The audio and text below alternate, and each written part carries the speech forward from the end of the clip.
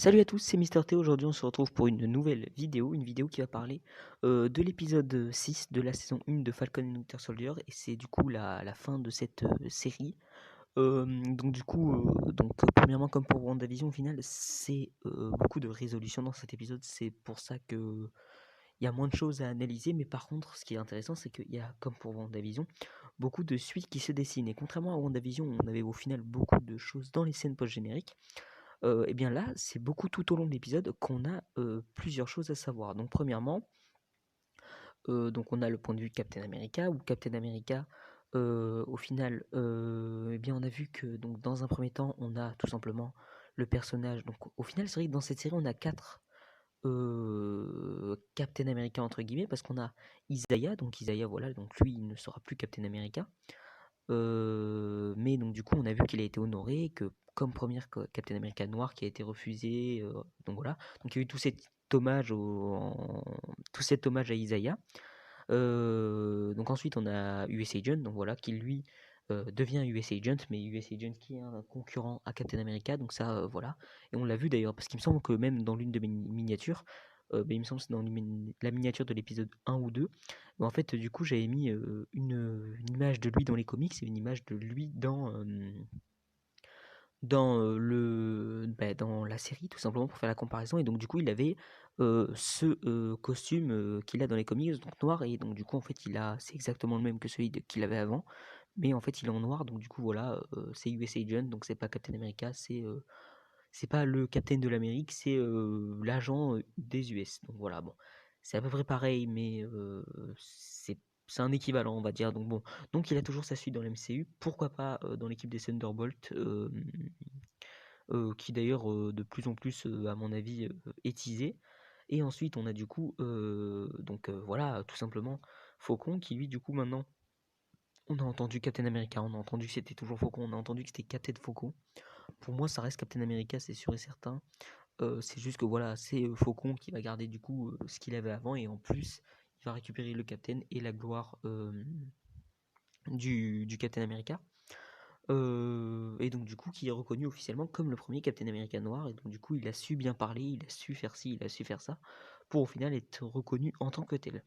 Et donc ensuite le dernier qu'on a, c'est tout simplement le petit-fils d'Isaiah, parce que dans les comics, c'est quelqu'un qui tout simplement c'est un enfant qui, donc du coup il ne veut pas s'appeler Captain America, même si on va dire il fait partie de la grande famille des Captain America, tout simplement parce qu'en fait c'est un Young Avengers, et je sais plus, il s'appelle, je crois qu'il y a un prince dans son nom de super-héros, mais bon, voilà, donc c'est en fait tout simplement un Young Avengers.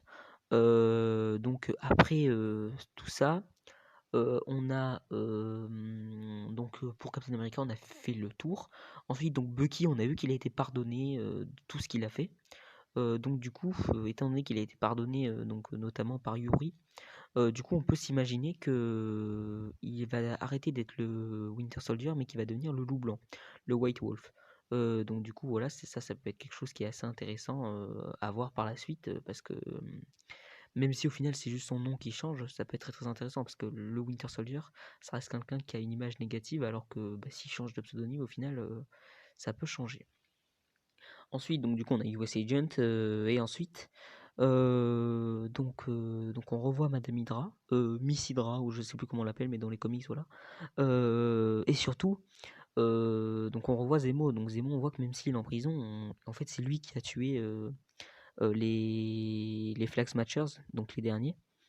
On a également la mort de Batroc, voilà, donc pourtant c'était un personnage qui était assez récurrent dans les comics, et qui, là, dans le MCU, était apparu pour la deuxième fois dans un programme du MCU, donc c'était quand même assez intéressant. Mais donc du coup, on a la mort de Batroc, la mort de Carly en même temps, et pourquoi? Parce que Sharon était Power Broker, et pourquoi pas une série Power Broker? Tout simplement parce que Power Broker, au final, c'est Sharon Carter, donc un personnage connu dans le MCU, et on voit qu'à la fin, comme l'avait promis Sam, elle a été graciée par les États-Unis, mais donc elle a dit: «Bon, bah, écoute, maintenant je vais avoir accès à des secrets d'État», parce qu'elle reprend son ancien poste. Donc au final, écoutez, on va se régaler, quoi, en gros. On va pouvoir faire encore plus de trafic, et cetera, et cetera. Donc pourquoi pas une série Power Broker, donc en fait, elle est anti-États-Unis, bien que, elle ait une place importante dans les États-Unis, enfin dans le gouvernement américain. Donc voilà, c'est quelque chose d'assez intéressant pour voir la suite, parce que oui, une série, pourquoi pas sur Power Walker, ça pourrait être très très intéressant. Donc voilà, il y avait beaucoup de théories comme quoi Power Walker allait être Sharon Carter, et je suis content que ce soit ça, parce qu'au final, premièrement, ça nous rajoute un peu de classe déjà au personnage de Sharon, parce que c'est vrai que c'était un personnage très très important, alors qu'au final, on l'avait pas vu dans tant de films que ça. Mais voilà, c'est quand même la petite, la nièce de Peggy Carter, donc c'est quand même un personnage assez important. Et du coup, la voir avoir un rôle très important, c'est pour moi très très intéressant. Et ensuite, on a eu du coup, si je ne dis pas de bêtises, bah en fait, au niveau de la suite, on a eu à peu près entre guillemets que ça. Même si au final, on a du coup, j'avais cette théorie comme quoi Torres deviendrait comment on appelle ça, ce faucon, voilà, qui reprendrait le rôle de Faucon, parce que du coup, Faucon a laissé son rôle, au final, il est devenu Captain America. Donc pourquoi pas Torres qui deviendrait Faucon, et également, pourquoi pas avoir tout plein d'autres nouveaux héros, notamment plusieurs personnages, donc Prince, voilà, donc le petit-fils d'Isaiah, donc ça pourrait être plusieurs personnages qui sont intégrés et qui pourtant n'étaient pas là avant, comme Torres, voilà. Donc cette série au final, même si elle avait l'air assez terre à terre, US Agent aussi qu'on intègre au final, donc c'est vrai que même si cette série, elle avait l'air moins d'être moins mystérieuse que WandaVision, au final, bah, je pense qu'on a eu plus de choses qui peuvent être évoquées par la suite par rapport à WandaVision. Je trouve qu'on a beaucoup plus de pistes pour la suite, parce que du coup on a Secret Invasion avec Mrs. Hydra, on a les Young Avengers, on a les Thunderbolts, on a donc comme je vous l'ai dit plusieurs potentiels super-héros. Après bon, c'est vrai que pour le cas de Prince, donc je pense que si un jour il y a les Young Avengers, il y sera forcément. Torres, ça reste un peu plus subjectif. US Agent, bah, au début je pensais qu'on n'allait pas le revoir plus que ça. Mais au final, il a un nouveau costume de super-héros, on l'aurait pas montré s'il serait pas apparu.